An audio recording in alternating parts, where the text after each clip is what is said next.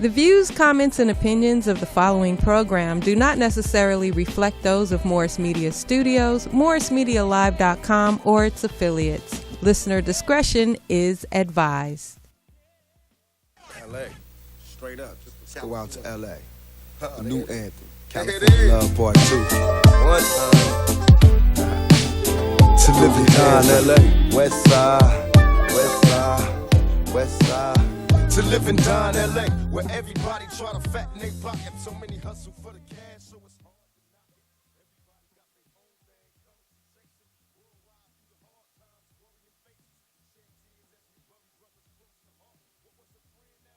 Turn the mics on. There we go. There it is. Okay. Well, God bless you once again, and welcome to Gang Talk with Sister Herron and The Poetess Poetess tonight. Yes, Skipp is caught out in rainy traffic, and he's way out in Corona in some prison doing the Skipp business that Skipp does, and lockups and things like that. So we're always happy when they let him come back home. Okay, and he hasn't gotten back to LA yet, so our gracious hostess has consented to be our co-host tonight, and we're so happy for that.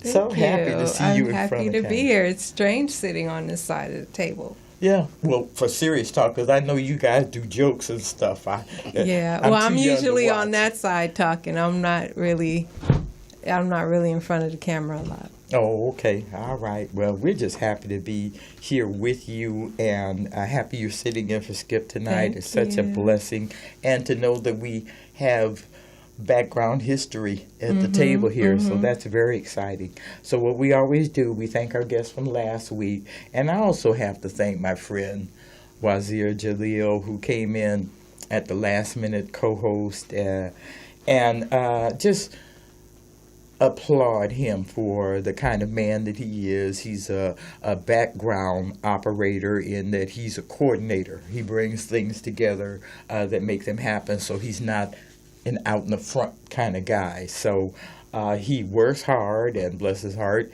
he fell asleep a little bit last week, and I don't know if that was a combination. He was real tired or he was bored too.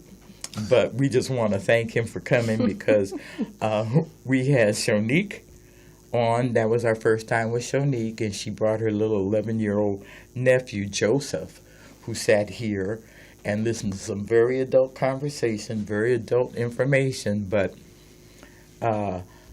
it wasn't like new news. No, I mean, his aunt had been through a lot, and I'm sure you can tell that she really cares about her nephew. Yes. And Yes. I don't know. I can't really say if he's too young for that because he Right. lives around it every day. Right. But he was pretty smart Very smart. and articulate. Yeah. So I really appreciated him coming. And see, this is the nature of our work. Anytime we get the young people present, we like to include them, make them know that they're a part of this struggle and that we're supporting them. So it's very important for us to show them off. And she brought him with her, so she had enough confidence that it was all right for him to listen. And then she talked to his mother. His mother said it was okay for him to participate in the show. So we really appreciate the information they share with us, because Shon talked about how she had been separated from her family, brought up in foster care, and bounced around from group home to group home. And then she ended up in a physically abusive relationship that ended up having her incarcerated because of that. And she's fighting that case now because technically it should have been mutual combat, because as she said, I was defending my life. I was really trying to save my life at the moment. So it's unfortunate, but we know nowadays that the prison industrial system is up and running and working, and they can't get paid if they have an empty cell. So that's our assessment about that. So we appreciate Shonique for coming and telling her very personal story with us last week, and bringing her nephew Joseph Riggins with her. So we thank them for that. And Yes, that was a pretty good show. Yeah. And if you missed it, you can go to the Morris Media Studios YouTube channel. That's right. And catch the replay or the Gang Talk Nation Facebook page. Right. Yeah. Or the graciousness of this partnership here, we've been on YouTube too. Yes. And that's the beauty about it. Our shows are posted on YouTube, so you can go back over the last 2 years. Right. Find the one with John Mack and Cecil Murray. There's a bunch of good shows on there. Gang Talk. Yes. Just search Gang Talk Yeah, that's true. Radio. Gang You'll Talk find it. Radio. And we're just so grateful to you, girl. We're just so grateful to you because we started in 2009 on radio. KTYM, a religious network right here in the heart of the community. And then in 2016, they were forced to sell. They were forced to sell. And our regret is that we didn't have the churches connected enough to buy that station and keep it for the community. So unfortunately, they ended up having to sell the network. And we're grateful to you too, Sister Herron, because you guys were one of our first clients here at the studio. And you've been consistent and loyal, and we appreciate it. Well, you know, the truth is, when that door closed, I thought I was going into retirement. It's like, well, you've been at this a long time. You're getting kind of old. Okay, you know. And I'm just going to give a shout out to Charlotte Austin Jordan, because when her daughter, Jamie Finney, was killed in 1988, that's what got my attention. And I realized a few months ago that this is technically my 30th year. It's not only my 30th year, but it's her 30th year too. So we're going to always be connected because of that. And her daughter was very close friends with my daughter. So that's what made it personal. Our child came home with that grief at 13 years old. It's like, what's going on? Well, my friend got murdered. It's like, what? So it was a gangland style killing. It was horrific. And I actually know Curtis Whittle, who now works directly with Chief Beck, was one of the responding officers that day. And it was a horror that he's never forgotten. 30 years later, he's never forgotten that. So, and neither have I. So that's one of the reasons why I'm here. That's the reason Gang Talk is here. And we're grateful that God gave us another open door with Morris Media. We thank you for being here. Well, I'm happy to have you. Yes. Well, let's get into our show, because this is I know of this man, but this is my first time with a face-to-face, so I want to allow him a little time to introduce himself and tell us anything about his history he wants to share with us. First of all, thank you for having me. My name is General Jeff, born and raised in South Central Los Angeles. OG General Jeff. Yeah, me and the Poetess go way back to, I don't know, the 80s, the 90s. Late 80s. Late 80s, West Coast hip-hop pioneers and all of that. And so it's great to come full circle, to be on the front lines of the street battles, politically and just in the activists and all of that. And then we reconnect. We reconnected years ago, but so it's always good to see my sister. And then just, to finally meet Sister Herron, that is just amazing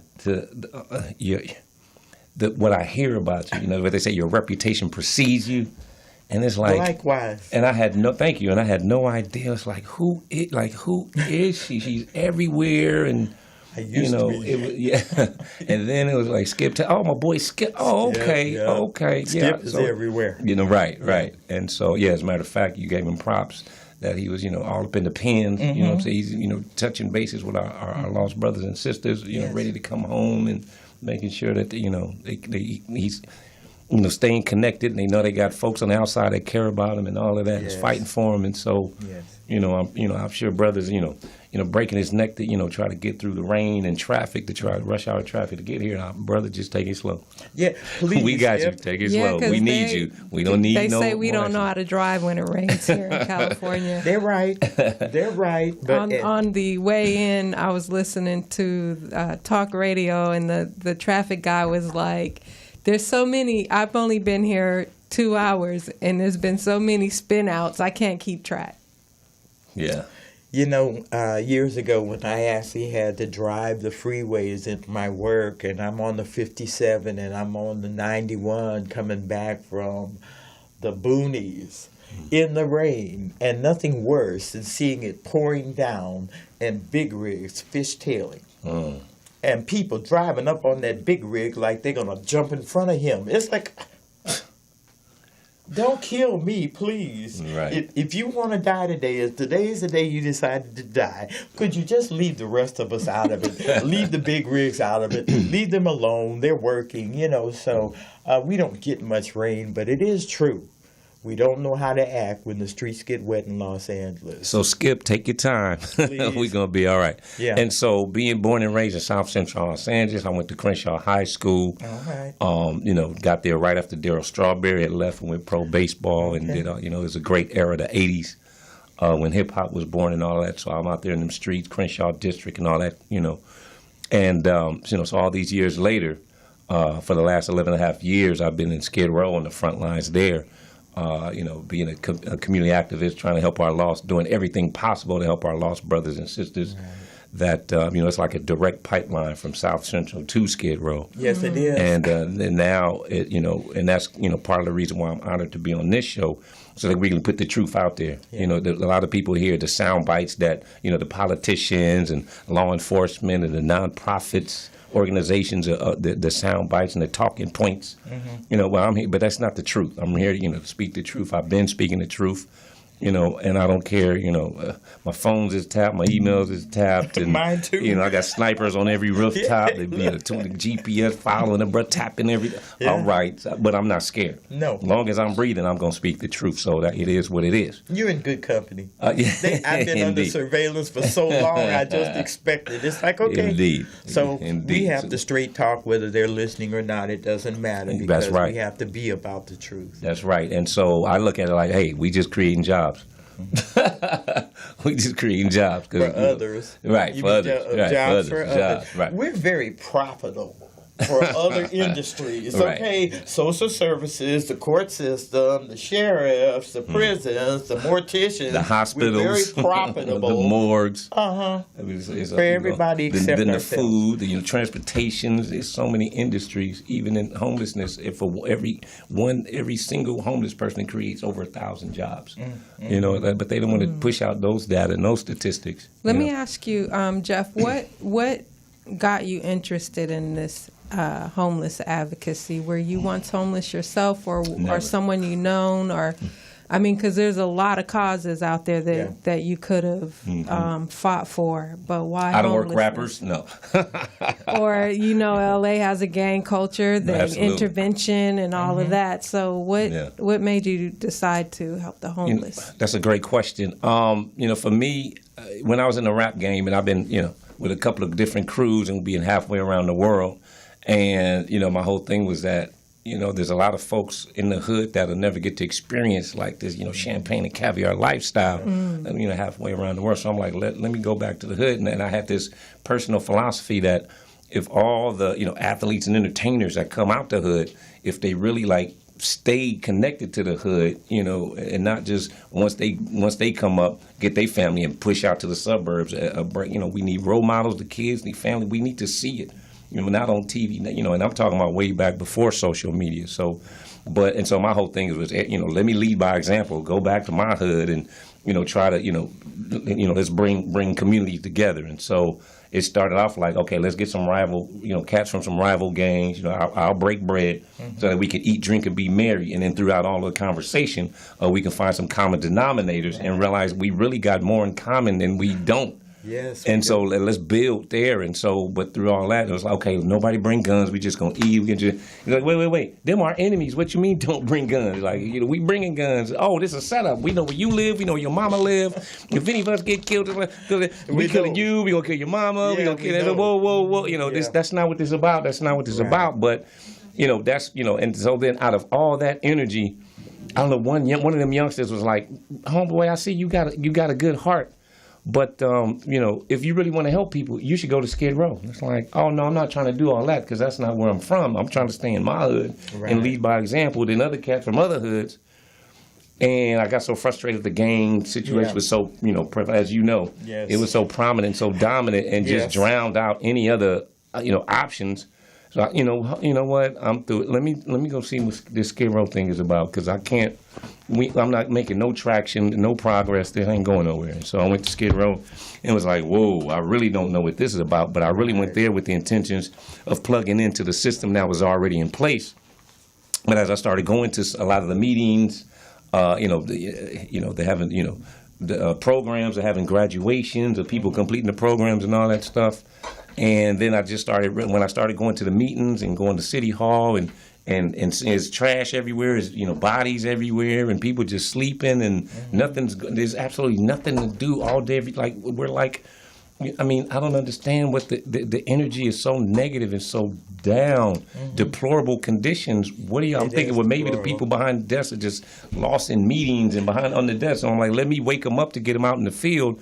And then it was zero resonance. Nobody responded. They looked with a blank stare, like they couldn't even, like I'm speaking a foreign language. And so then that's when I realized, oh, they poverty pimping. Yes. Oh, and so then when I started talking to the people in the streets and they started breaking it down, there was some brothers they were like, I know the 12-step program better than the people teaching it. Jesus. Like, well, anytime they have a problem, they look to me like, I don't, that is right. Yeah, no, but would you left out the part that, and he's like, so, the systems that in place are old and outdated. Like I said, for instance, 12-steps program, that was created in the 1930s to address alcohol. Right.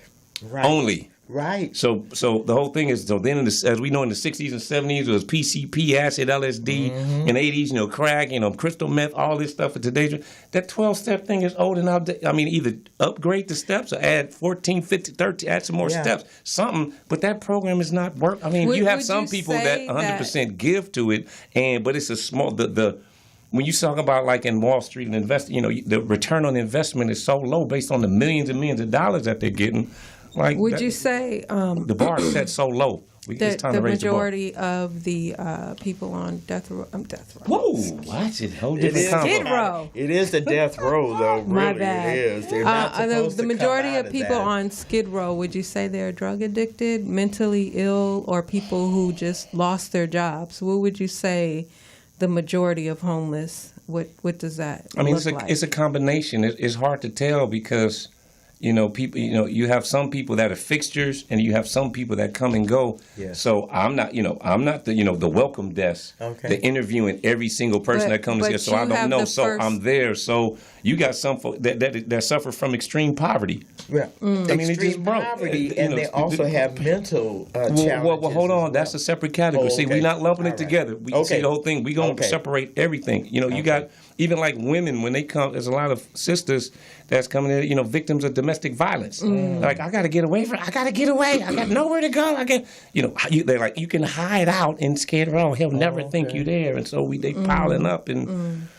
So then they running up in the missions to try to get, shelter, some type of, but stay off the grid to where he'll never think I'm here. There's so many different categories. You got some, a whole lot of like homeless vets that suffer from PTSD. Right. It's not substance abuse and it's not mental illness. Like everybody, PTSD. They have the two top categories. Oh, it's got to be mental illness and substance. I'm starting with all the demographics and the categories that's non-mental illness or substance abuse. There's a whole lot of so if we break it down, it's a whole lot of gay, lesbians, transgender, bisexual, and questioning. So you got to add the Q. And so where the rest of society is shun them and turn their backs on them, and so they just don't fit in. And then if they're a minority, and you go through all these other components, and then it's like okay, they blend in and better in Skid Row because in Skid Row we accept everybody as they are. And so you see what I'm saying? I done named like 4 or 5 categories. We ain't even talked about mental. So when the media talks to me, I give guest lectures at colleges, whatever. How come our narrative is totally different from what the so-called powers that be or the city officials, they just got those talking points. Yeah. That's all they know because that's what the poverty pimps is whispering in the mayor's ear. So that's why the mayor speaks with a limited amount of knowledge because he doesn't know. He's not on the front lines in Skid Row and front lines of homelessness. So he defers to the quote-unquote so-called experts, but they're poverty pimping, so they're feeding him lines, and then they pushing in some data and statistics. All that stuff is fluff. the homeless count through LASA, Los Angeles Homeless Service Authority. I blasted them because they used to count. Excuse me. When I first got to Skid Row, they count every other year. 2005 was the first year. And I blasted them. Like, what are you saying? Homeless people only count every other year? Every other year. Why y'all counting every year? We got homeless people every, and I kept blasting them, beating them over there. And then finally, not only did they start counting every year, the executive director, they got him out and replaced him. And, 20% increase every year, 20% increase, 20%. But what are y'all doing about it? And they get funded. Right. It's a collaboration of the city and the county. And they, spread the money out for these programs that are going to these same nonprofit and government agencies. And they're just, they're poverty pimping. They're part of the problem, too. And so now the whole thing is the 2018 count, for instance, was conducted in January. Here it is March. And we're still waiting on the numbers. And they're like, the numbers, at first it used to be if they did the count in January, they wouldn't release the numbers till like October. Oh. And we think, why does it take the people that you're trying to help? What do they base the count on? Do they go and walk down Skid Row and count literally, or do they count the people who sign up for services? How do they actually try to get an accurate count? Well, first let me say it's not limited to Skid Row. It's the entire Los Angeles County. That's true. It's the entire county. It's 11 million people living that they say, based on their numbers, inside of Los Angeles County. And so they have volunteers. Many homeless are they saying? The volunteers. So last year's count was just short of 60,000. And county. And so with depending on whose numbers you go by, it's either the 12 to 20% increase for the last 3 years, consecutive years. Wow. And so the whole thing is, there was an article that just came out that said, like, in the last 3 years combined, it's a 75% increase. And so then it's like, okay, what are we doing? Because the process is, and they train the volunteers in 2007. I went to the orientation, the volunteer orientation, because they have to orient the volunteers on how the system works. So they said, you can walk up to a tent, they give you a clipboard, and if you can hear multiple voices in there, you're not trained to engage with homeless folks. They could be mentally, all this kind of stuff. So you walk up on a tent, just mark one, and keep going to the next. And it's like, even if you hear multiple voices, why would you just only mark? Because the whole thing is, at the end of the day, the numbers that are generated in that count equate to how much funding is going to be allocated for those services in each specific area. So if you underfund so they intentionally want to undercount. Right, and so again, that's because the need is going to be greater than the demand is going to be greater than the supply. And so because the need is great, then that's job security, because more people are going to be flooding into medical clinics. Everybody's not going to be able to get service in that area because they don't have the funding for it. But the service providers aren't going to tell we the people that, or our homeless brothers and sisters that. They're just going to, shuck and jive and placate us and buy time and frustrate us, give us referrals, give us the runaround and all this stuff till the next funding cycle comes, and then they'll get more funding, and then they'll try to squeeze people in. It's not about squeezing people in. So there's so many flaws with the homeless count, and we can go on and on and on, but it's like, why don't you overcount so that there's more that you got the funding for it? And then not to mention the new things with the Measure HHH and Measure H. It's like we the people, the taxpayers, say, well, we're going to tax ourselves and create brand new funding pots. And I was totally opposed to both Measure HHH and H, because what about the old funding pots? There's enough money there, the system that's in place, is horrific in terms of actually accomplishing it's something. Not working. Hold on. Okay, because it's working just like keep calling them poverty pimps, and I really wanted you to go into, for those listeners that don't know what a poverty pimp is, I wanted you to kind of clarify that. But you've been doing good so far. So I just want to clarify, the system is working because it's purposely, intentionally designed to be flawed. It's just like the prison industrial complex. It's designed, the system is designed to keep the jails and prisons full so that they can continue to get, paid. So those that work there. So in the nonprofit industrial complex is the same exact blueprint as the prison industrial complex. So the poverty pimps in Skid Row are trying to make sure they don't lose any homeless people in Skid Row. Is that putting a pin in it? Well, it's not limited to Skid Row. It's the entire nonprofit sector, the homeless sector. Because a lot of the The rules and regulations and the stipulations that come from a lot of that funding, whether it be the grants or government grants or what have you, is authorized and approved out of Washington, D.C. So, the Department of Housing and Urban Development, which now is overseen by Dr. Ben Carson. Carson with the $35,000 dining set, yeah. conference that table. He blamed his wife. That he blamed his poor little young wife. Fall on the sword for me, baby. Fall on the sword. And she wasn't trying to, Ben. She really wasn't trying to. So you probably should have slept through that question. Yeah, that was. Well, you know what?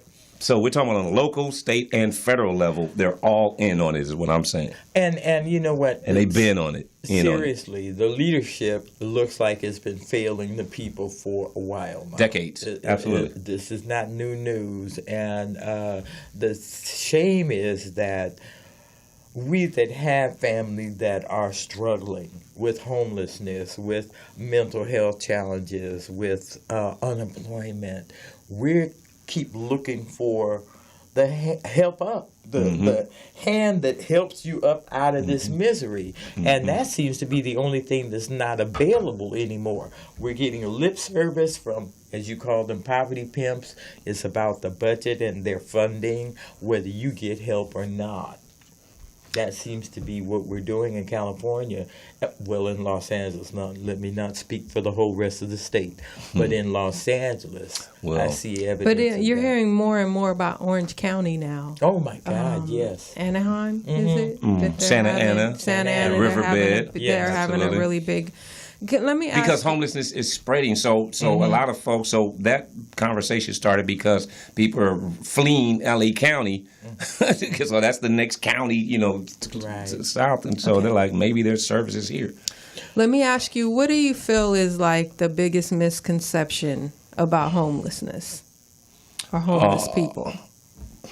Well, the biggest misconception, because a lot of us, just like we said, they're on drugs and mentally ill. That's the main, I think, one of the main assumptions. But what do you feel, being on the front lines, is like the biggest thing people don't understand about homelessness? The biggest misconception is that from the politicians, law enforcement, the nonprofit sector that are all involved in homelessness, they all blame the people. Like it's 100%. Like everything is laid out, is perfect, designed. Here's the help. All you have to do is such and such. But the people don't want the help, and it's the people's fault.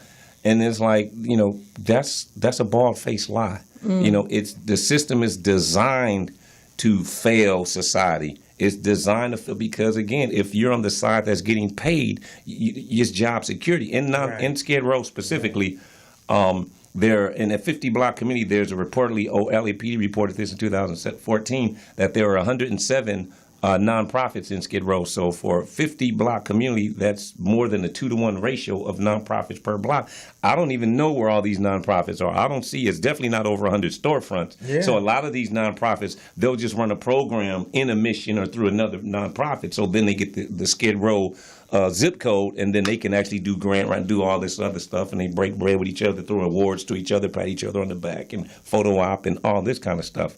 But so then the CEOs and executive directors of the Skid Row nonprofits are all making six-figure salaries, as high as $200,000 and $300,000 a year.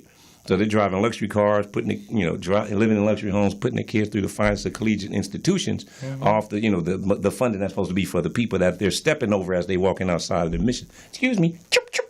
Excuse me, see you tomorrow, Johnny. Brrr, like what? And so in that regard, the system is alive and well. The system's working exactly how it's supposed to be. But to throw cover, the shield and smokescreen over the poverty pimp aspect, they always blame the people. Oh, see, that guy's laying on the ground when he doesn't even have to be outside. He could be indoors in the mission, and we got all these services and all this help and all this stuff. My whole thing is, while there's a whole bunch of people that don't want to go inside of a mission or want help, they just want to live off the land.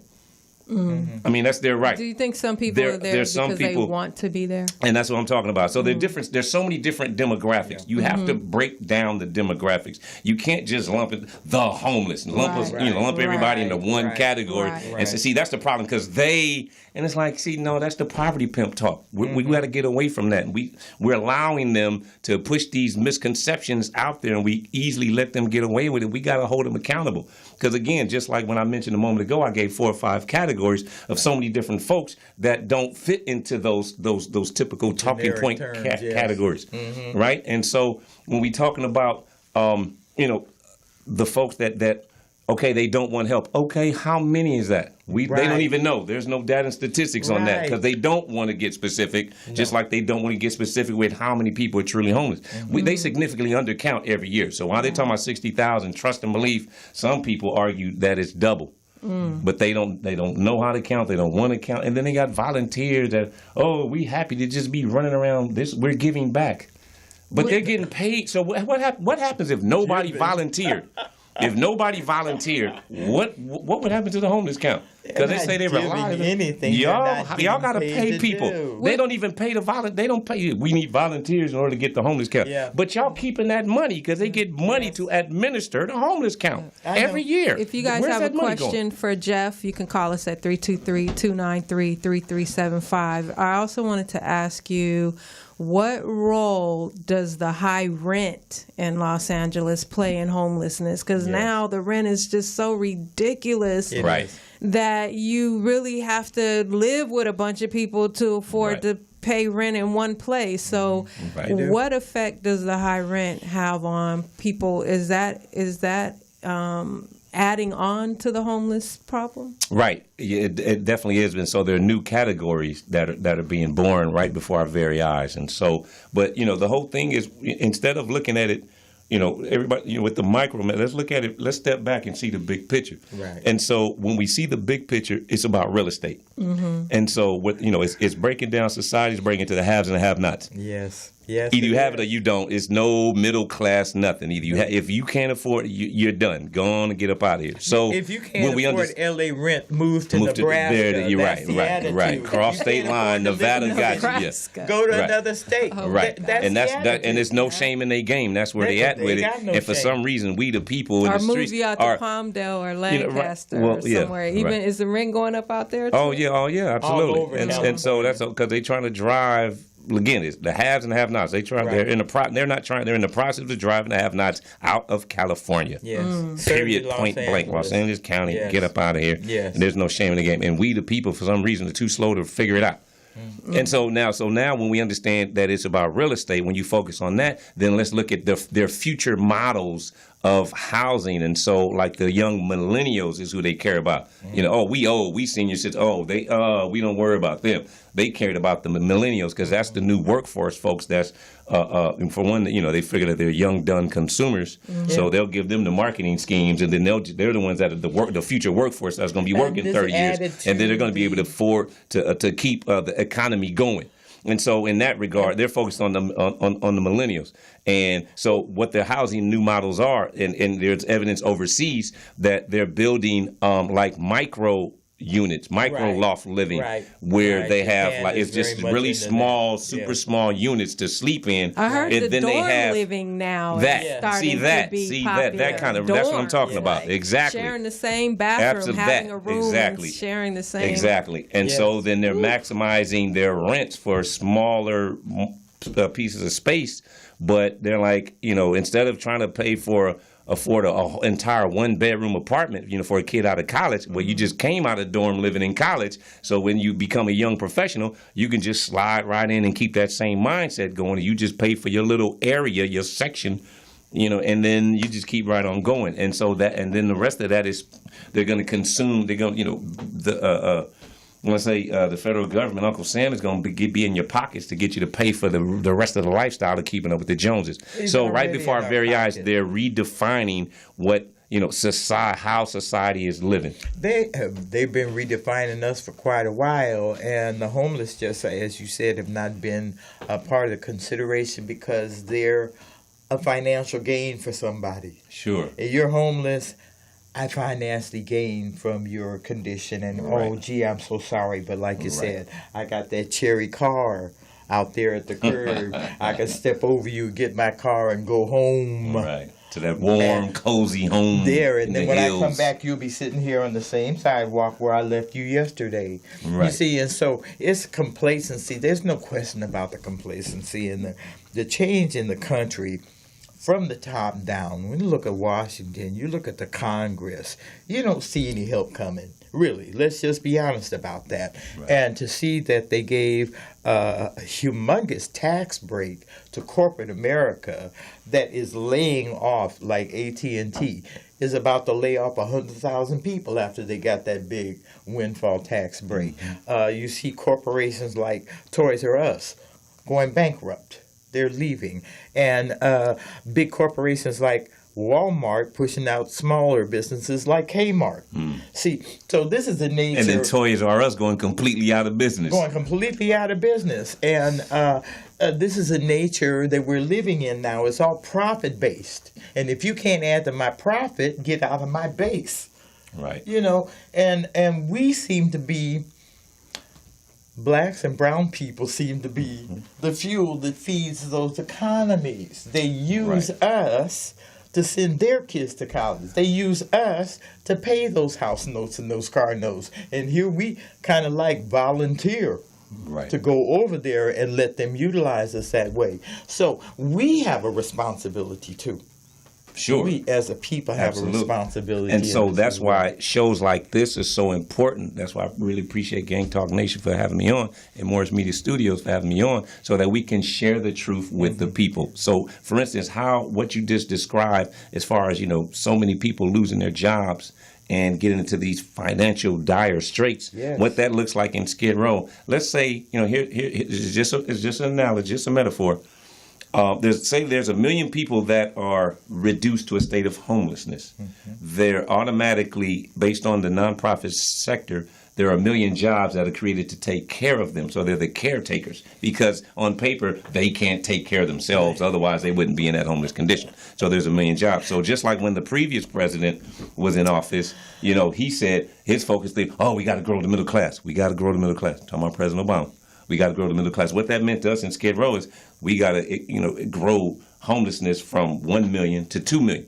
So by doing that, now we can justify on paper the need to grow the jobs of the caretakers from 1 million to 2 million to take care. So then they patted themselves on the back. Look at all these jobs we created. Look at all these jobs we created. But in the homelessness sector, they didn't talk about all the new homelessness they created. So Right. in the nonprofit homeless sector, it's job based just like any other sector, but the only problem is the jobs are created when homelessness is created. So now you're talking about you have a whole new batch of people that are losing their jobs from corporate America.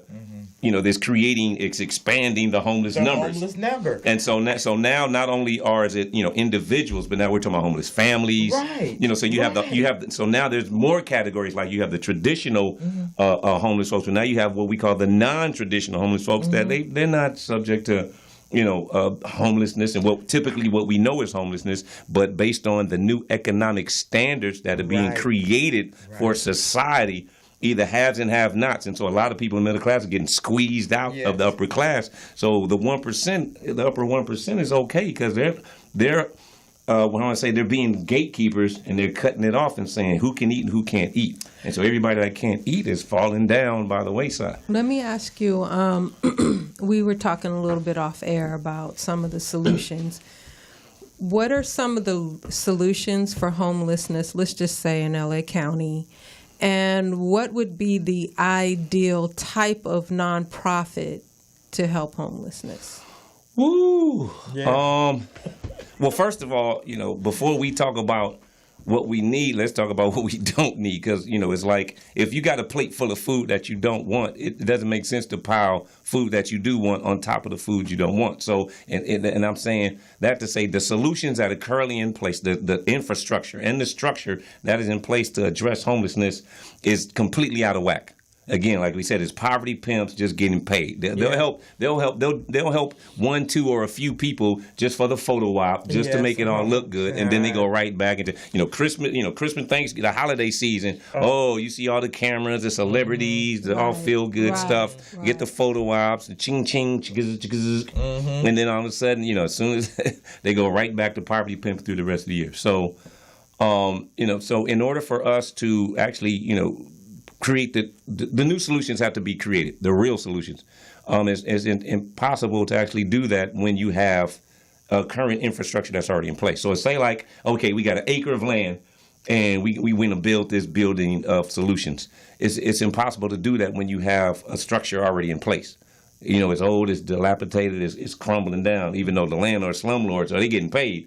But we, the people, say we want to build something out. And so, not only is the structure itself severely flawed, but the foundation is severely flawed. And so we don't even want to build nothing on that flawed foundation. We just want to just dismantle that whole thing, bulldoze that, get rid of it, bring in even the dirt is soil, bring in new soil, new dirt, lay brand new foundation, let that harden and dry appropriately, and then we can build to the sky. And so then we can implement the true solutions. Just like something as simple. What are a few of those true solutions? Yeah, that's well. Obviously, when we've already established, the real estate change moments ago, and talking about the haves and have-nots, a lot of people getting pushed down into the level of the have-nots. There's a significant need for more low-income family housing. Okay. There is zero low-income family housing in Skid Row. Okay. So when a lot of people get homeless and you got, like you get evicted or you lose your spot and you got kids, let me go to Skid Row and get some. No, they're trying to rehab downtown and turn it into a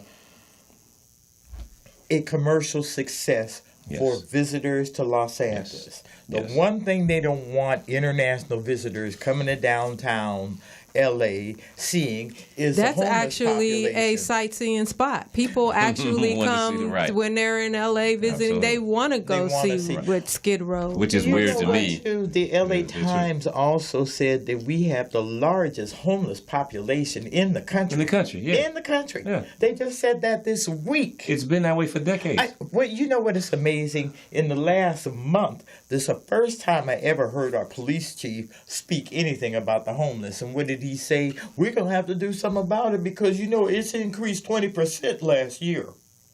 Right. He didn't talk about the year before or the year before that. He just talked about the 20% increase in 2017. Yeah, he can speak on it now on his way out the door. On his way out the door. He didn't want to do nothing when he was there except for throw people in jail. Well, this is one of the things that we were talking about before the airtime, in that the gang violence has gone down. There's been so much extra law enforcement in my neighborhood because of that one issue, and neglect the homeless community, because if they're drug addicted, well, they ain't no problem. They ain't gonna be no problem. As long as we keep them down here, because there really was an effort to keep that homeless Skid Row connected. Just you stay in that neighborhood. Right. The Skid Row Containment Zone policy. Thank you. Yes. Skid Row Containment Zone policy. Since the 70s, 75, 76. Yeah. I used to see that thing working, and I was just dumbfounded. You keep them contained, but helpless. Right. And in a state of dependency. Dependency. That's the word I'm looking for. Yes. Yeah. And that's where the nonprofits come right in, Johnny, on the spot. And the caretakers get the poverty pimps, get the going, because all these people are in need. It's amazing how they can smell the money. They can smell that money and figure out how to get their hands on it. Well, they're creating the smell. I mean, if they're micromanaging everything about life. Trust me, they got some scientists in the laboratories that's doing some things. Okay, well then let's get back to the practical side of this. What do we need to do? What is it that we can do directly that's going to... Exactly what we're doing right now. See, we all need to be on the same wavelength. We need to be on the same channel of understanding. We're not on the same mindset. So just like through these communication tools, we need to spread the word. Because let's say if there's 2 million of our like-minded, of our brothers and sisters in Los Angeles, we're all not on the same wavelength. Everybody running around trying to survive. Everybody trying to, feed their kids, feed their family. Everybody trying to get their own thing or get their hustle. And some people are trying away. to walk up So- your back to get to their next level, okay? Right. So, we have all of that in there. And so as long as this societal structure that has been in place, and so let's, since the 60s, it was established that there are literally two Americas, white America and black America. No disrespect to our Latino brothers and sisters, but we're just talking about how America is really structured. And so if you're in white America, part of, staying in white America and to be part of the haves is to, step on the backs of the have-nots or prevent them from, stepping over them, So, when we have the true understanding of the actual structure of America and our place in America, then we can understand that a lot of the stuff that we doing to just try to survive for ourselves ultimately is hurting all of us as a people. And when we hurt all of us as a people, it's impossible for us to really eat. Man, people don't understand. Even in Wall Street, if we only got a few minutes left, so okay. Let me say this. Answer her question by what could we as everyday people. I'm speaking on that, and so just quickly, when you look at Wall Street, every day trillions of dollars exchanges hands. So when people's trying to make a move for even if it's 5,000-10,000, that's not nothing on the grand scheme of things in terms of what. So the whole thing is we got to put ourselves in place to get some of that. All you got to do is put yourself in the place to get some of that money. So much, even Black Panther just generate over $1 billion worldwide. It's like, so there's a new door that's opening. Yes, so we have to we have to be on the same wavelength. I don't know how to put it out there. Morris Media Studios needs to be the the I don't think we'll ever all be on the same wavelength. I think that's unrealistic. Yeah, not 100%. But for the people 100%. Who are like-minded, right. Those are the people that should group up or do whatever. Right. But everybody's not going to be like-minded. Sure. I'm in the community and I deal with our people every day. You got and everybody, on my side of the everybody is on a different level, level in their life. Yeah. Like you said, everybody's trying to eat. Yeah. So it's not going to ever be that we're on the same wavelength. True. For as unified, but True. There are enough of us that are of like mind Sure. that can possibly make a change. So I just want to know, like, okay, for somebody like, okay, Morris Media, yeah, we're happy to get the word out. But when we put those what are those calls to action now? Right. We do have a voice. So what do we tell people who want to help be a part of the solution of homelessness? So we have the airwaves, but what are those call to actions? What are those steps that we need to take as everyday, ordinary, concerned citizens of Los Angeles? First of all, thank you for correcting me and clarifying, the fact that 100% everybody won't be on the same wavelength. And so let me just clarify. Not everybody will be on the same, but there are those that are like-minded. And of those that are on like-minded on the same wavelength, let me just say that, there's no structure that's in place to actually guide us in terms of a people. So, a lot of people come to Skipp, how can we help? What can we do? And everybody would just jump in, boots on the ground, and just start doing stuff. And it's like, well, hold on. You like if you're a chef, if you never cooked a meal before and you go in the kitchen, cook this food for these people. Well, if you never cooked before, that's the last thing for you to do is to go help out in the kitchen. So if you don't know nothing about homelessness, don't come in and try to jump on the front lines trying to help. You don't know what you're doing. You need to understand what's going on first. Let me ask you this. And so my whole thing is we're in the process of creating, like a series of videos called Skip Orientation. You got to go through orientation first. Okay. I don't care whatever job, whatever organization, whatever industry, they have an orientation first. You're putting yourself in danger. You don't know what goes on in them streets. A lot of people all like up in that. the way they mean well, they want to help. That's a good idea. And then they're listening to, what the law enforcement said or the mayor said. We don't care about what they're talking about because they're part of the problem. So if you want to listen to us, then you got to listen to us. And also, let me add this in. We need to identify that arena they want to work in. Some people can cook the food, but then other people are better mentors for vets with PTSD. Yes. There are other people that really need to provide service for those that have mental challenges. Yes. Okay, so it's a lot of sectioning that needs to be identified Yes. so we can get those people in the right arena, Right. not just send them down there for generic Or training. photo op. Right. Yeah. Right. Oh, no photo op. Grab a No. case of water and pass out this water, and it's like, and then you got 100 people passing out water, and there's And it's so much other meaningless. stuff. It's meaningless. And so It's just meaningless. right. And See, so because look, let's just put a stamp in this. When you show up one day, realize there's 364 more to go. Right. So that one day is not going to change anything.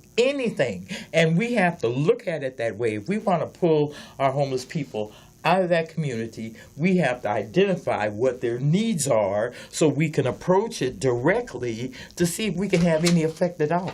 right, just like right now, So, say like we need a website. So if anybody know how to develop websites, okay, it's like there's a whole alphabet full of need in Skid Row. So everybody don't need to pile up on A, B, and C. Right. Spread it out. Yes. When people say, "Oh, I want to help out in Skid Row, what can I do to help?" It's like, I don't know. So What can you do? I think it one starts thing- there. Once people understand what they can do. Right. Like right now, this is a letter. We, the people of Skid Row, and we're sending this letter out to the Mayor Garcetti because right now there's is opportunity for him to select the new chief of police when the Chief Beck is stepping down in June. And so this letter saying, hey, what we want to do is change this system, and we want it to be a vote of the people. We the people vote. Just like we vote for our mayor, we vote for our city council members. With a LAPD having an over $2 billion budget, that's too high for folks to just be inside cronyism. You picking your homeboy or picking your homegirl, however you want to do that. Let we the people decide. That's going to present a whole bunch more accountability. We got a whole bunch of petitions signed already, but the whole thing is like I'm not a computer expert. I'm good on the front lines. Okay,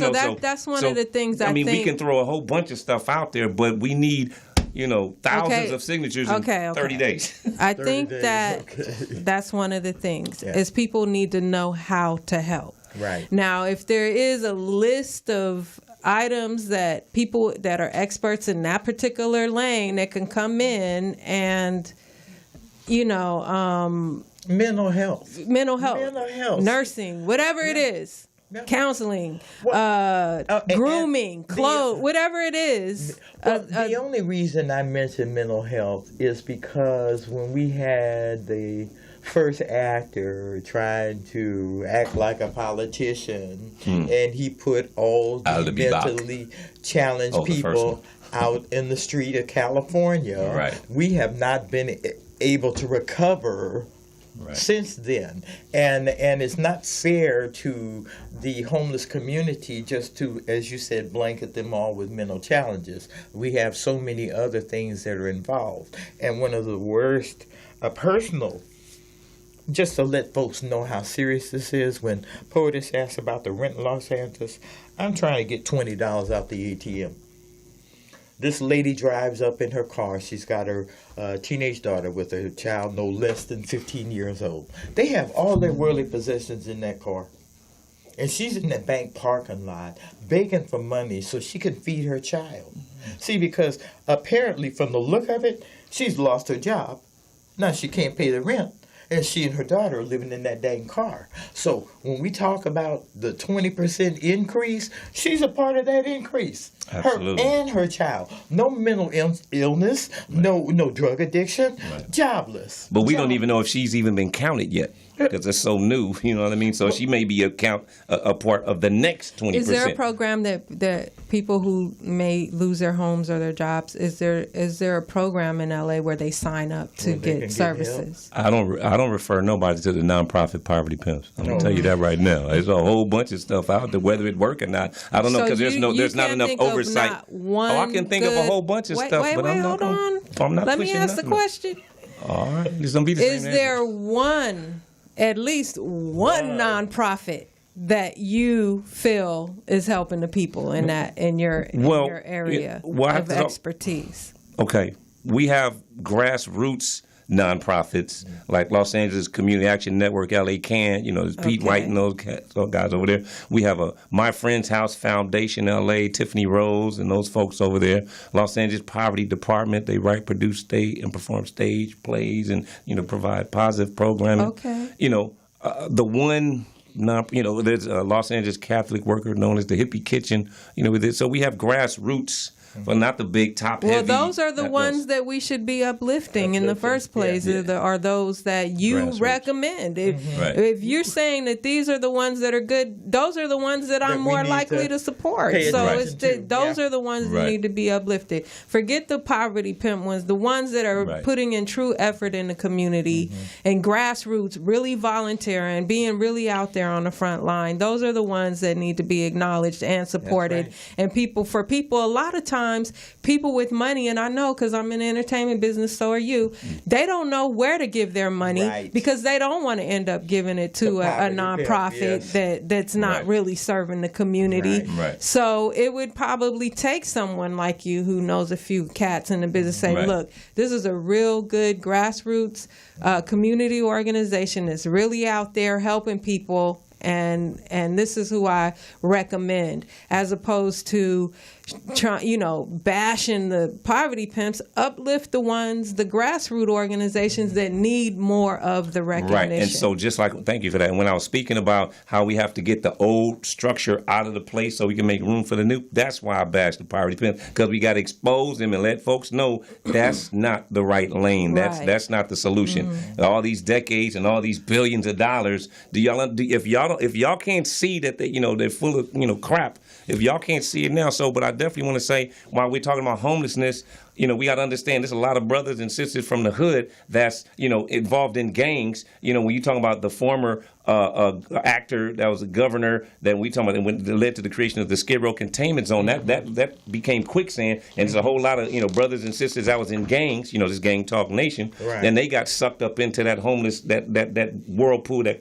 pool of quicksand as well, and so they're still getting sucked in. The laws that came about in place that if you got charged with some kind of gang violation, you could no longer go back and live in your mom's house. Right. So that in itself made you effectively homeless. And a lot of those folks came to Skid Row. Well, because I have a dear friend I talk to all the time, and his focus is on youth. Homeless youth. You and I are talking about Skid Row adults, but we have not even mentioned how many homeless teenagers are in Los Angeles. We are just not talking about them. We're not talking about it. Because I believe people put a blanket perception, like you said, it's their fault. It's that lady's fault that she lost her job and she and her daughter couldn't pay that rent, and now they're living in the car. But that's her fault. And then also couch surfing. Now that after 2 years, we finally they added couch surfing as a legitimately category in homelessness as well. Couch surfing. You bounce from this person's spot, staying with this person, that person. Aren't you technically homeless? Yeah, absolutely. If you can't pay that landlord's rent, you have just become homeless. Part of that population, and in Los Angeles, for it to grow 20%, I blame that on how expensive it is to live in this city and how low the minimum wage is by comparison. So let's not play these games with the people that are down here at the bottom struggling. You're throwing orange juice on them and they're starving to death. It's just a big joke. And also, too, just quickly, there's another category where the real estate developers are moving the foster care homes out of residential communities because they're saying those are businesses. They're not. Those houses are not zoned for business. They're zoned for residences, and so because it's a business, they're trying to get those out because they see, especially in our community, a lot of black and brown people are making a lot of money providing that service and that need to our communities. And what's the harm in that? We're right here in our own community providing housing, but somehow because it's a business and we're providing that service and making the income, now all of a sudden we have to be delegated and law legally pushed out of the arena. Well, see, this is the problem I'm having. We have been done for so long. It's our time to figure out what we need to do to change that dynamic, and that's our issue. Sure. They're not going to change. That landlord's not going to reduce that rent because I can't pay him this month. Right. He wants his money. Right. See, so how do I find the balance there? I need to find a balance. So let me just say, Gang Talk Nation, you and Skipp, Sister Herron and Skipp Townsend, y'all need to put a new group together, like the Community Think Tank, and get the brightest minds. Okay. And we don't need 1,000 people in the room. No, There's we too don't. many voices. It gets too convoluted. But we get handpicked 5 to 10, and let's really start thinking on this in terms of, because we got to come with some counter strategies, and then we got to put that out to the people and let people. It's like a menu at a restaurant. People pick whatever they gravitate towards, whatever option is there for them, and then we just all universally, as all the activists on the front lines, we all push the same thing. But we got to start having these massive conversations, because the pastors are doing it, but they're pushing their agenda.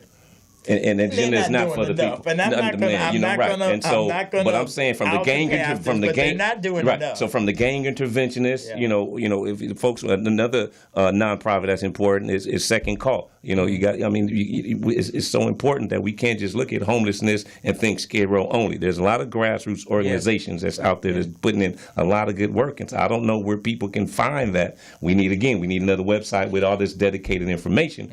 But I definitely hope that if y'all put together the think tank, I'll be more than happy to show up at any of those, in all of those meetings, just like I showed up here tonight. We're going to have to do something, because I'm at the level where I just need community therapy. Right. I'm looking for community therapy. Right. And that's a colorless issue, a genderless issue, ageless issue. We just need, black folks need some therapy. Absolutely. So I really want to thank you for coming this week. And thank you for having me. I so respect you and what you do. Likewise. And thank you, Poetess, for sitting there for Skipp tonight. I so love that. And thank you, community family, for listening. And God bless you. And Gang Talk will be back next week.